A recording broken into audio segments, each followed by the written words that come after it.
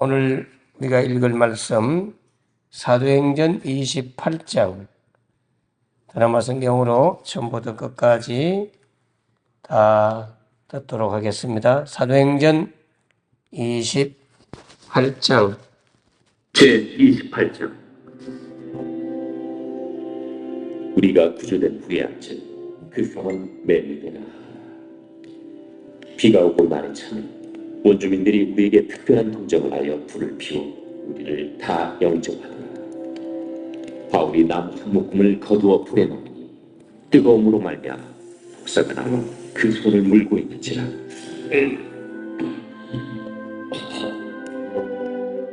원주민들이 이 짐승이 그 손에 매달려 있음을 보고 서로 말하되, 진실로 이 사람은 살인한 자고 바다에서는 구주를 받았으나 고기가 그를 살지 못하게 하는도다.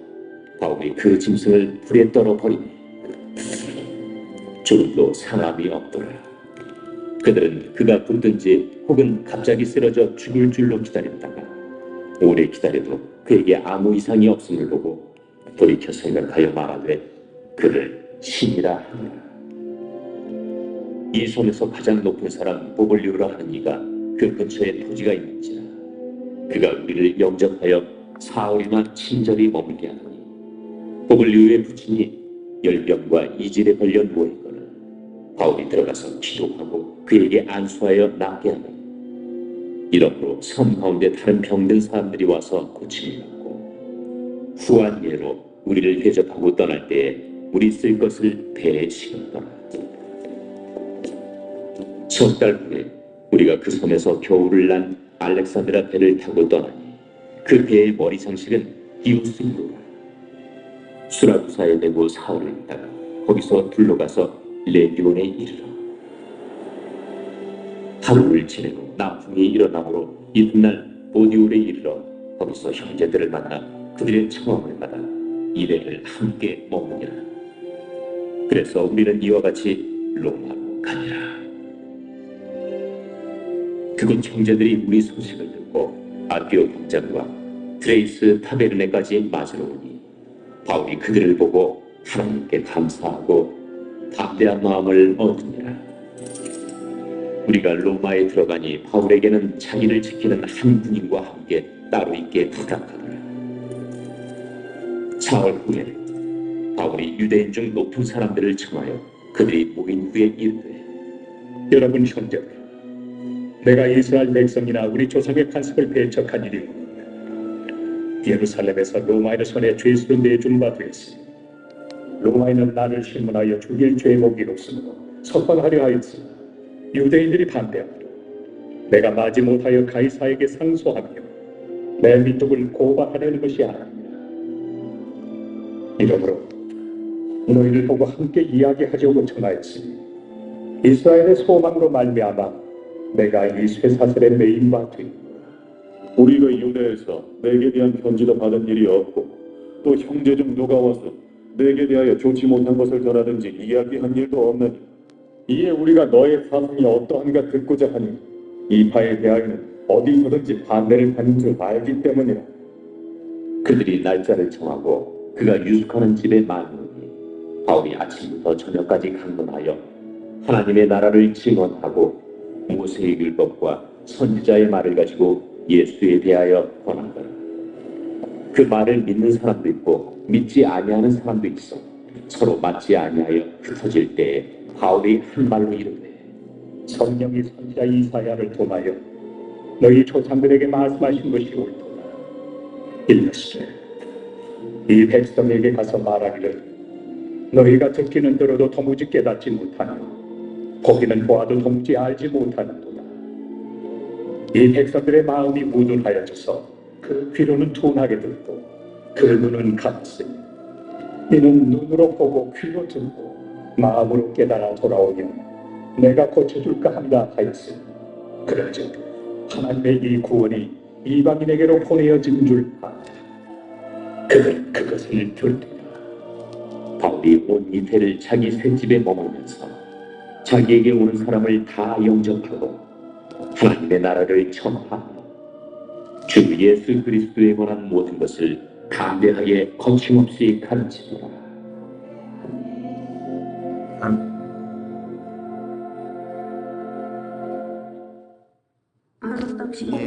드디어 사도행전이 이제 끝나게 됩니다. 사도행전 말씀은 오늘 이제 끝나지만은 하나님의 역사는 지금도 계속해서 진행되고 있습니다. 그래서 요즘은 사도행전 29장의 삶을 우리가 산다. 한때 온돌교에서 표를 액처 29, 사도행전 28장으로 되어 있잖아요. 액처란 말은 사도행전을 영어로 액처라고 표현하거든요. 사도행전 29장의 삶, 그것이 오늘날 교회의 삶이다. 복음은 끝나지 않았고 복음 전파는 계속해서 진행되고 있다는 사실을 우리가 먼저 기억하고 사도행전 28장 말씀을 들으시면 좋겠습니다. 사도 바울은 끝까지 달려간 믿음의 사람이었죠. 하나님의 약속대로 또 하나님의 계획대로 로마까지 그리고 마지막 순교까지 끝까지 복음 전파의 삶을 살았습니다. 사도행전 28장은 마치 긴 영화의 마지막 장면과 같습니다. 바울은 예루살렘에서 시작된 체포와 재판, 그 과정을 다 거쳐서 폭풍과 배가 난파를 당하고 그러한 엄청난 환난과 위험, 그 모든 걸 이겨내고 결국에는 하나님의 계획에 따라 로마에 도착하게 됩니다. 그 과정은 너무나 힘들고 위험했지만 하나님은 한 번도 바울을 버리지 않으셨습니다. 오늘 우리는 이 마지막 장면을 통해서 하나님의 인도하심, 그리고 하나님의 일하심, 또 바울의 담대함, 그리고 그 이후의 삶과 순교까지 함께 살펴보고자 합니다. 바울이 탔던 로마행 배는 결국 난파를 당하죠. 군인들이 그 배를 사용했지만 군함은 아니었습니다. 그 당시에 이집트가, 즉 애굽이라는 곳이 나일강을 중심으로 곡물 창고가 있었기 때문에 거기에 많은 배들이 상선으로 왕래를 하면서 애굽에서 로마까지 곡식을 실어서 판매하는 그러한 배들이 있었습니다. 그 배를 타고 로마로 가고 있던 중이었어요. 군함이 아니었고요. 근데 결국 그 배가 폭풍을 만나고 배에 있는 곡식도 다 버리게 되고 배는 결국에 파손이 돼서 널빤지 조각을 가지고 타고 또 헤엄을 치고 그렇게 해서 섬에 도착했는데 그 섬 이름이 멜리데 섬이죠. 요즘으로 말하면 몰타라고 하는 섬이에요. 그런데 그 섬은 한 나라입니다. 몰타 공화국. 요즘 몰타 공화국, 영국 지배를 받다가 독립한 몰타 공화국에 도착하게 된 거죠. 조그만 나라인데요. 인구는 한 52만 명. 우리나라 김해 정도, 김해가 56만 명인가 그렇더라고요. 포항은 48만 명인가 그렇고. 포항시, 김해시 정도의 나라입니다. 인구가 그래밖에 안 돼요, 지금. 그 몰타 공화국, 멜리데 섬에 도착을 하게 됐죠. 거기에서 이제 휴식도 취하고 또 놀라운 성령의 치유의 역사도 행하고 복음도 전하면서 그곳에서 시간들을 기록하고 있습니다. 배가 난파되었지만 단 한 명도 죽지 않았어요. 바울의 말을 들었기 때문에 죽지 않았죠. 사실 중간에 작은 배를 타고 도망가려고 했던 그 선원들이 배를 타고 도망을 갔다면 죽었을 거예요. 근데 바울이 저분들 보내면 안 된다고, 보내면 죽는다고, 그러니까 로마 군인들이 와서 그 배를 못 타도록 구명보트죠, 쉽게 말하면. 그 배를 다 잘라가 버려버립니다. 바울의 말을 신뢰하게 된 거죠. 그리고 또 제수들을 다 죽이려고 했어요. 바울만 제수로 호송한 게 아니고 276명인가 타고 있었기 때문에 그 중에 많은 사람들이 제수들이 타고 있었어요. 그 로마 군인 입장에서는 배가 파손되고 그러면 또 어느 곳에 도착하면 도망갈까봐 다 죽이려고 할 때 바로 그 배를 타고 제수들을 호송하는 대장 율리온가 그렇죠? 그분이 바울의 말을 듣고 죽이지 않도록 살려주었죠.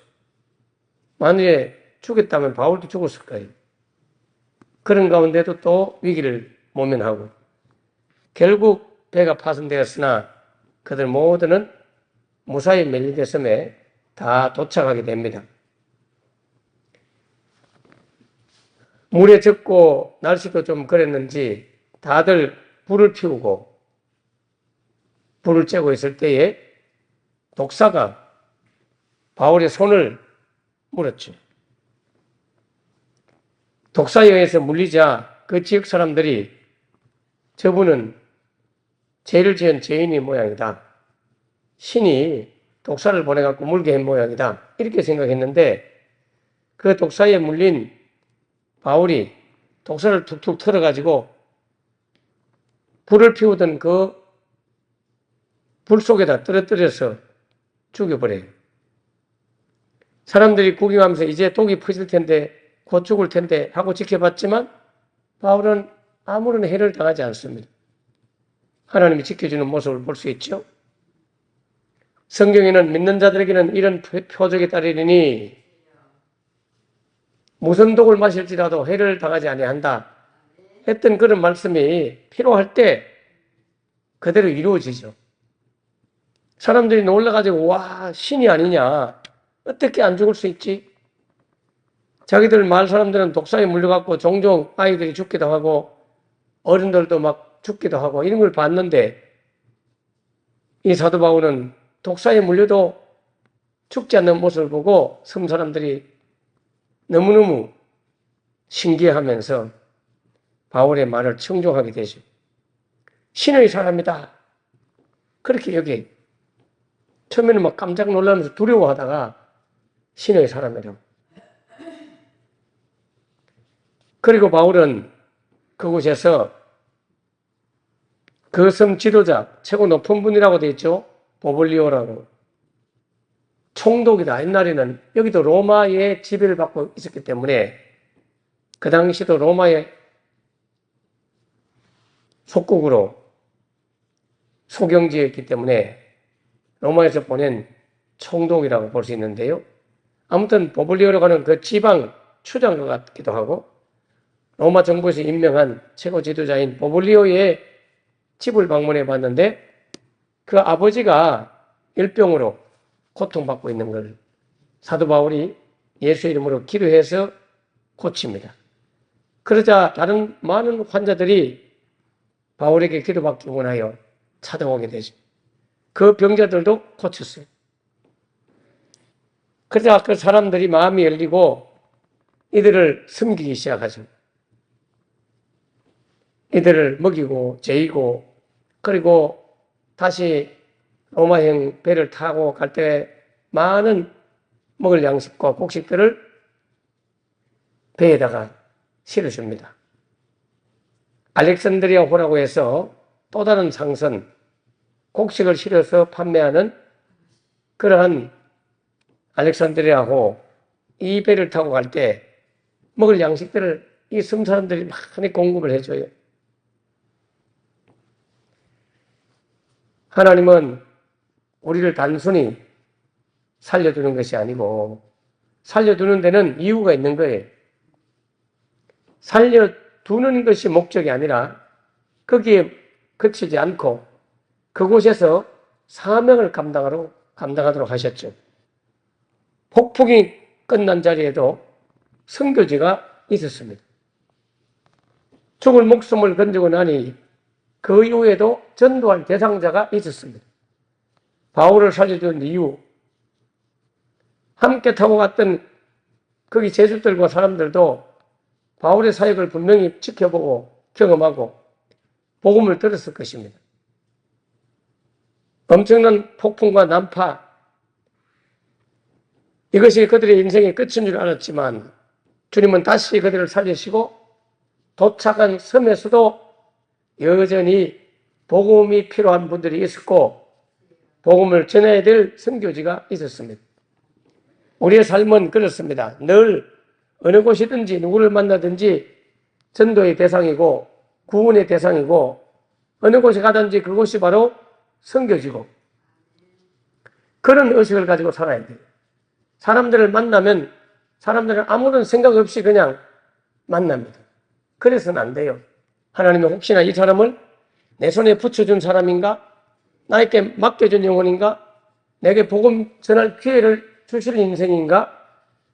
그러면서 그 만나는 영혼들에 대한 영적 부담감, 영적 책임감, 영적인 의식을 가지고 여러분이 살아야 돼요.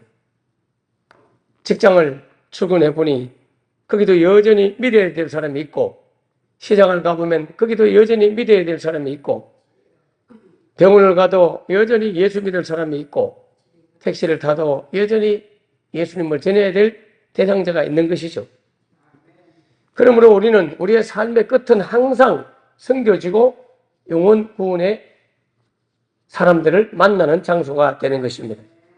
엄청난 환난과 폭풍 같은 고난, 그 고난의 끝에도 선교할 대상자, 구원할 대상자, 선교지가 영원히 바울에게는 기다리고 있었습니다. 바울은 이곳에서 휴식을 놓고 난 이후에 다시 로마로 복음 전파를 위해서 주님은 출발시키죠. 멜리데 섬에서 로마까지는 한 900km, 직선 길은 한 700km밖에 안 되지만 100길로 가면 한 900km를 돌아가야 돼요. 그 당시에 배의 속도로 따지면 한 5일 정도, 바람이 순풍에 잘 달리면 4일, 그렇지 않으면 한 5일 정도 걸려서 갈 수 있는 거리입니다. 서울과 부산을 왕복, 서울 부산 거리가 한 400몇 킬로 됐는데 왕복 한 800몇 킬로 되니까요. 지금은 여러분이 속도 개념이 많이 없어요. 워낙 우리가 빠르게 살거든요. 여러분이 은연중에 속도감이 없어졌다니까요.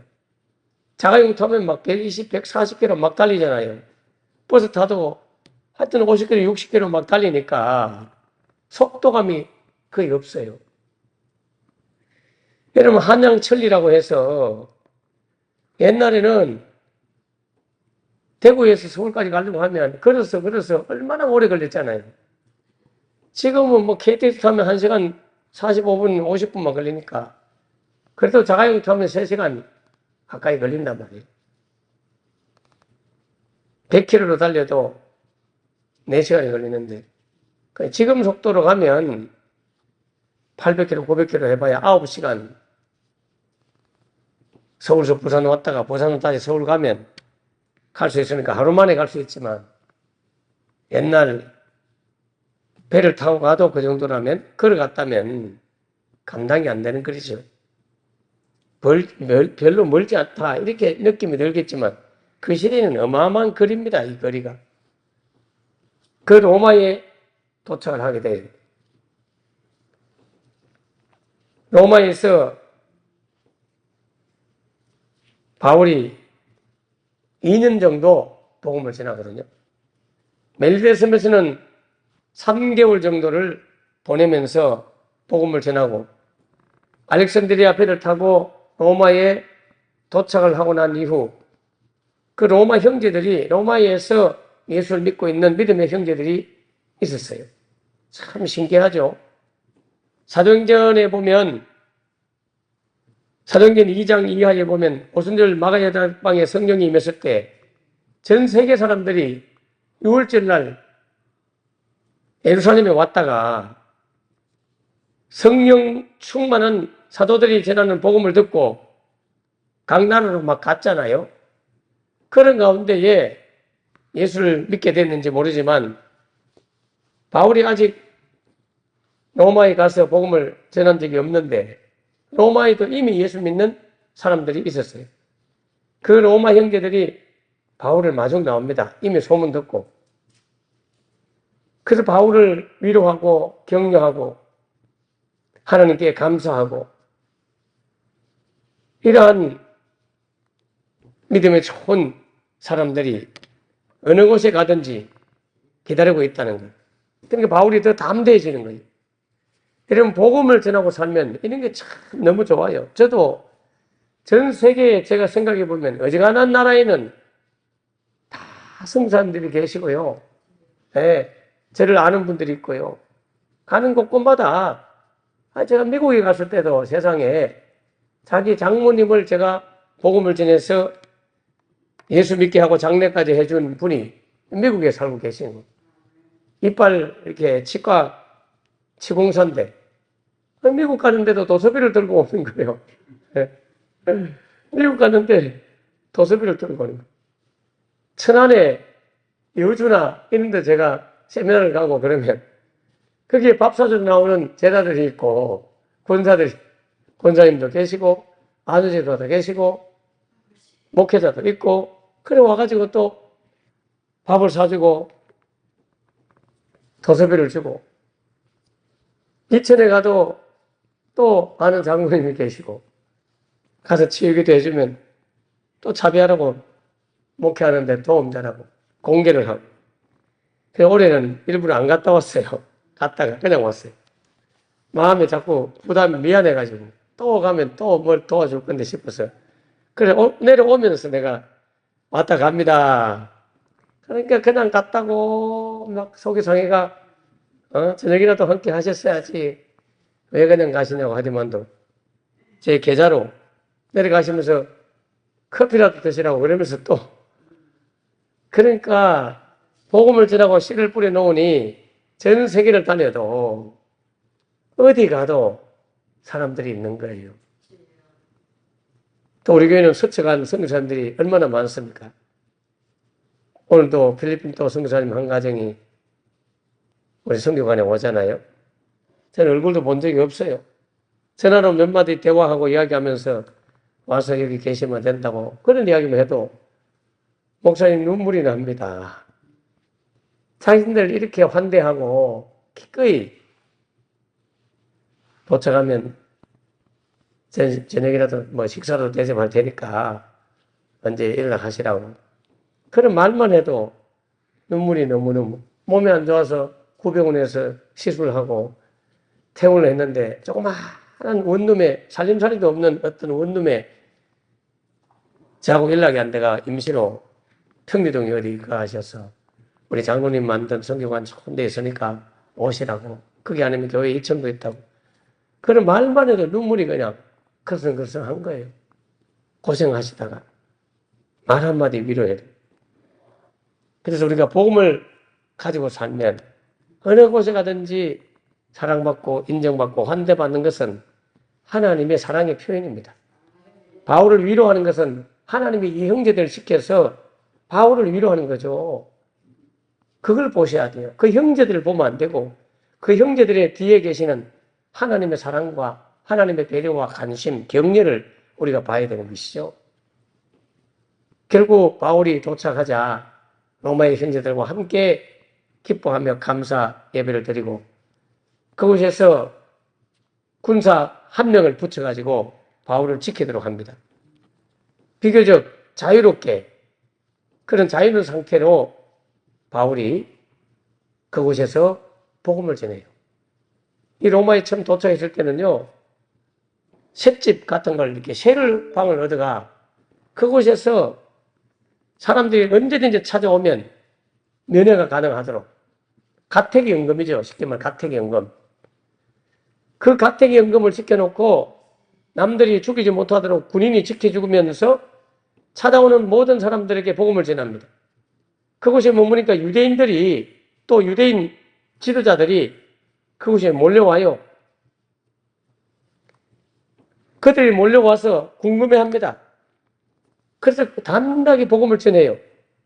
찾아오는 목회를 하지, 찾아오는 목회. 바울이 그곳에 있기만 해도 사람들이 찾아와요. 그래서 찾아와서 복음을 듣죠. 멜리테 섬에서도 하나님의 성령의 역사가 나타나니까, 치유의 역사가 나타나니까 사람들이 환자를 데리고 막 찾아오잖아요. 우리 교회에 나오든 안 나오든 복음을 전하는 건 얼마나 감사해요. 어제도 7명인가 8명인가 수요 나대를 마치고도 2시간 기도하고 점심 먹고 잠시 1시간 반 쉬고 다시 4시에서 6시까지 또 기도회를 하고 얼마나 기쁜지. 그래서 몸도 좋아지고 믿음도 생겨나게 되고 불신자도 오고 신자도 오고 어찌하든지 복음 전갈 기회에는 성령님이 역사하면 하나님께서 복음 전할 기회를 주는 거예요. 그래서 복음을 전했는데 어떤 분들은 믿고 어떤 분들은 안 믿는 거죠. 바울같이 위대한 사도가 설교해도 믿는 사람은 믿고 안 믿는 사람은 안 믿어요. 그러니까 안 믿는다고 낙심할 게 아니에요. 하나님이 다 하시거든요. 믿을 자는 믿어요. 아무리 세상이 완악하고 아무리 안 받아들이게 해도요. 하나님의 창세전에 예수 안에서 선택해 놓은 사람들은 믿게 되어 있습니다.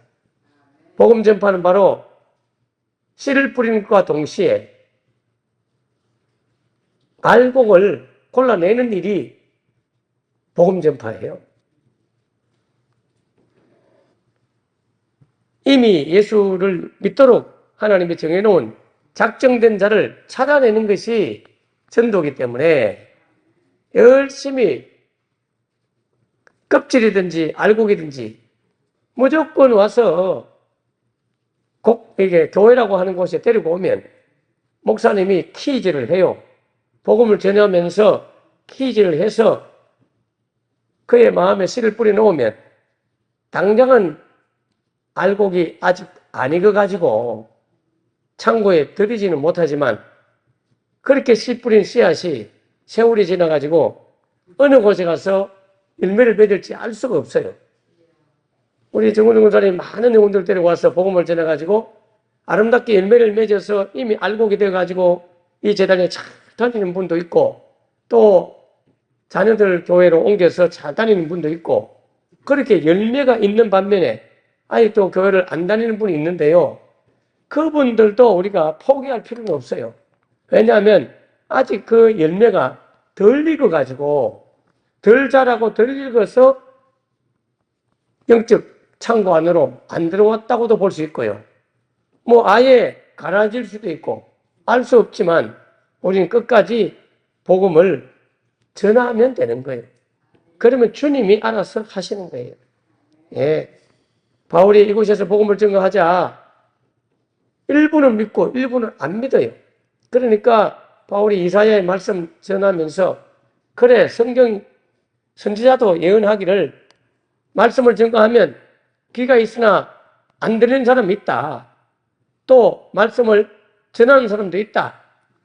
그 말씀을 전하면 듣는 사람들도 있다.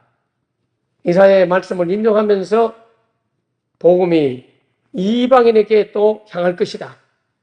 내 유대인들이 안 받아들이면 이방인들이 복음을 믿을 것이고 하나님은 그 이방인들에게 복음을 전하도록 할 것이다 하고 선포했잖아요. 그 바울의 선포대로 이방인이었던 우리나라 사람들도 예수 믿게 된 거죠. 이게 성경대로 됐잖아요. 유대인만 예수 믿게 됐다면 우리는 구원 못 받았을 거예요.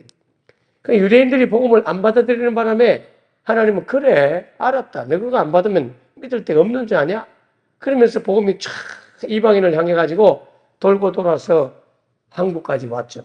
조선 땅, 미전도 종족이었던 조선 땅까지 복음이 전파되었어요. 오늘 우리까지 하나님은 구원했잖아요. 복음은 사람의 반응에 묶이지 않습니다. 계속해서 흘러가는 것이 복음이에요. 여기서 안 믿는 사람이 있다고 해도 복음이 중단되는 것이 아니었죠. 계속 뻗어가서 땅 끝까지 뻗어가가지고 한국으로, 중국으로, 일본으로, 터키로 뭐 어느 곳이든지 지금 복음이 계속 움직이고 있잖아요. 감옥도 쇠사슬도 믿지 않는 반대자들도 복음을 가두지 못했습니다. 사도 바울을 죽이려고 숨어 있다가 테러하려고 했던 그들도 복음은 가두지 못했어요. 겉으로 보면 사도 바울을 가두지 못한 것 같지만 실제는 사도 바울을 통해서 전하시는 복음을 가두지 못한 것이고 그 복음은 계속해서 전파되는 것이죠. 사도 바울은 마지막까지 사명을 당합니다. 사도행전 28장 30절 31절이 마지막 사도행전을 기록한 내용인데 이 내용은 복음이 계속 전파된다는 걸로 끝내고 있어요. 바울은 2년 동안 셋방설을 했죠. 셋집을 얻어가지고 사람들을 맞이하면서 하나님의 나라와 예수 그리스도의 복음, 부활, 죄사함 담대하게 선포했습니다.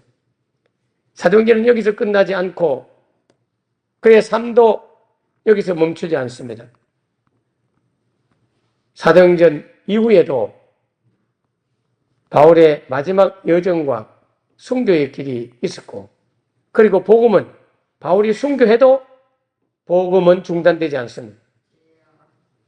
어느 특정한 시대에 복음을 책임진 주의 종들이 이 땅을 떠나도 복음은 계속했어요.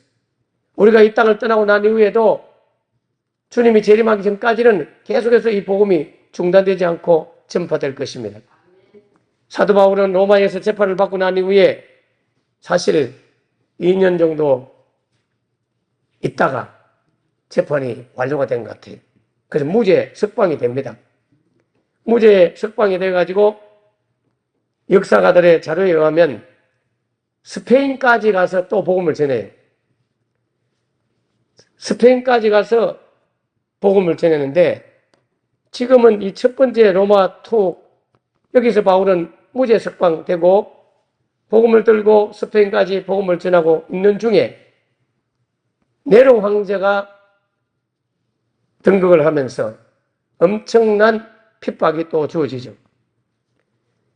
AD 64년, 65년경 거기서 체포가 돼가지고 로마로 다시 압송이 됩니다. 그리고 재판을 받아요.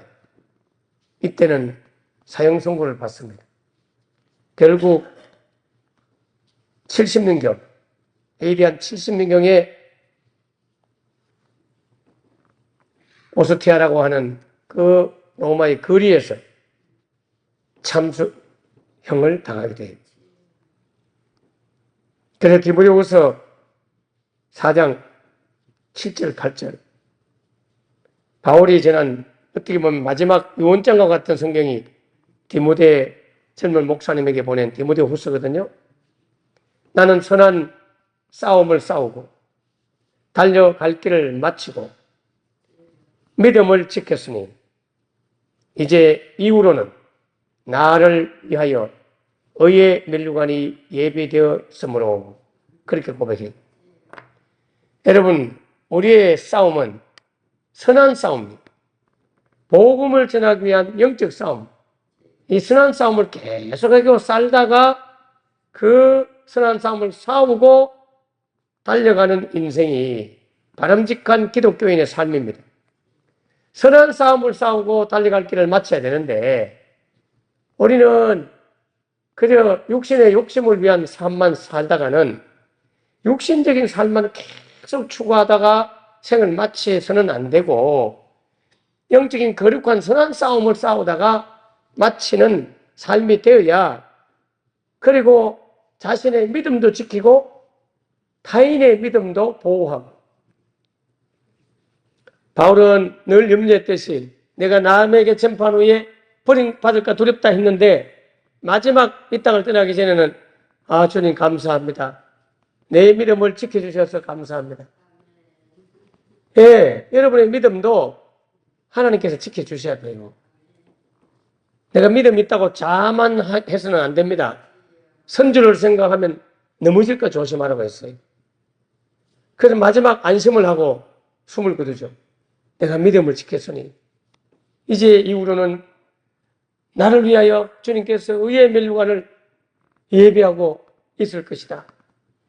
바울은 죽음조차도 두려워하지 아니하고 자신의 살아온 모든 삶을 정리하고, 그래서 사명을 완성하고 하나님께 가는 영광스러운 순간으로 본인이 스스로 말씀을 기록해 놓고 순교합니다. 오늘 우리에게 주님은 이런 도전의 말씀을 통해서 하나님이 어떤 상황 가운데서도 폭풍과 독사의 사건이나 여러 가운데서 보호하고 살려주는 이유는 사명을 감당하라고, 영혼을 구원하라고 여러분을 장수의 복을 누리도록 만들고 살도록 하는 거예요. 그러나 그 전에 불러간 분들은 더 이상 고생하지 마라. 그만하면 됐다. 그만하면 네가 나를 위해서 헌신하고 희생하고 잘 살았다. 이제 그 정도 하고 와도 충분하다. 그렇게 하나님의 나라의 집이 준비된 사람은 미리 데려가는 거고, 아직 우리를 데려가지 않는 일은 우리가 아직 해야 될 사명이 있어요. 그 사명 따라 하나님 나라 집이 만들어지는 거예요. 끝까지 달려갈 길, 믿음을 지키면서 바울처럼 마지막까지, 목숨이 끊어질 때까지 복음을 증거하는 여러분 되기를 바랍니다. 마지막 숨이 끊어질 때 자식들이 지켜볼 거 아니에요. 그때 뭐라 해야 되겠어요? 야들아, 예수님 잘 믿어라. 예수님 잘 믿어라. 내가 살아보니 죽음 앞에 딱 지금 서니 예수님밖에 없다. 마지막까지 복음 전하고 가셔야 돼요. 그냥 막 혼상태에 빠져갖고 아무 정신없이 그냥 가지 말고, 치매도 걸리지 말고 의식도 또렷하게 예수 잘 믿으래. 나 간다. 이따 오너라. 이러고 갈 수 있도록 장수의 복을 누리시고 오래오래 사시면서 전도하다가 마지막까지 전도하다가 가시기를 주 이름으로 축원합니다. 기도하겠습니다. 하나님 아버지, 달려갈 길을 다 마쳤다고 고백한 바울처럼 언젠가 우리도 달려갈 길을 다 마칠 때가 있는 줄 압니다. 그 순간에도 의식을 잃지 않고 분명히 우리의 또렷한 의식을 가지고 자녀들이나 찾아온 병문안 오는 사람들이나 모든 이들에게 예수님 꼭 믿으시오, 예수 잘 믿으시오, 그렇게 하고 갈 수 있는 사도 바울의 삶을 본받도록 성령이 우리를 도와주시옵소서. 사도행전 마지막 9절 말씀은 하나님의 나라를 전파하며 주 예수 그리스도에 관한 모든 것을 담대하게 거침없이 가르치더라 라고 끝나고 있습니다. 이 열린 계속되는 드라마처럼, 연속극처럼 계속해서 멈추지 않고 거침없이 복음을 전하고 가르쳐야 되고, 주님의 나라 이야기와 예수에 관한 모든 도는 중단되지 않고 지금도 우리를 통해서 전해지고 있는 줄 믿습니다. 내 삶의 현장이 선교진 줄 알고 어느 곳에 있든지 영혼을 구원할 분을 우리가 찾아내면서 거침없이 복음을 전가하며 사는 우리 되게 하여 주시옵소서. 내일 밤 8시에 기도회를 통해서 우리 가족들이 구원받아야 될 그 기도 제목을 안고 기도하고자 합니다. 하나님이 도와주옵소서. 병원에 입은 이는 여종을 기억하시고 주님이 친히 신방해 주셔서 이곳에서 기도하면 백부장의 하인을 치료한 것처럼 그곳에서 역사할 줄 믿습니다. 주님이 만져주시옵소서. 우리 박원성 집사님도 계속 만져주시옵소서. 수크 형제도 계속 만져주시옵소서. 이 모든 영혼들을 만져 주옵소서. 기도받으러 오는 토요일날, 수요일날 또 이번 주에 화요일날 찾아왔던 모든 환자들을 하나님 기억해 주시고 육신도 낫고 영혼도 구원 얻는 역사 있도록 축복하여 주옵소서. 예수님 이름으로 기도합나이다. 아멘. 아멘. 감사합니다. 오늘도 말씀을 기억하시고 전도할 대상자를 떠올리면서 기도하시면 좋겠어요. 전도할 대상자 누군지 주님이 생각나게 하는 분, 그분을 위해서 기도합니다. 다 같이 기도합니다. 주여, 주여 감사합니다. 우리에게 맡겨준 영혼을 구원하여 주시옵소서. 우리에게 맡겨준 영혼을 주님이 살려 주시옵소서. 구원하여 주옵소서. 우리 힘으로 불가능하오니 주의 성령께서 친히 그들의 영혼을 움직이시고 구원 얻도록 길을 열어 주옵소서. 주여 감사합니다.